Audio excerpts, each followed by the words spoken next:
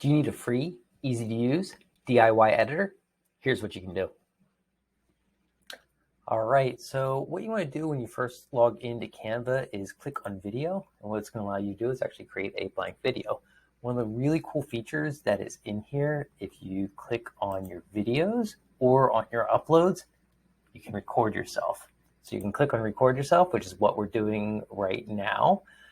You can do a camera only or a screen share and make a simple little video like this one. Now that you have your video, you can resize it so that it fits onto the canvas.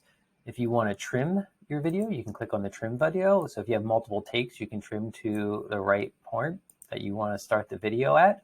And if you do a screen share, you can have your picture in picture.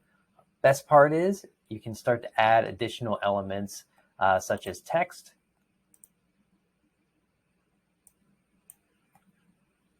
and anything else that you want to add, arrows, any animation, anything you want to do, you can start to have fun with. So, all right, if you need anything else at all, you know where to find us.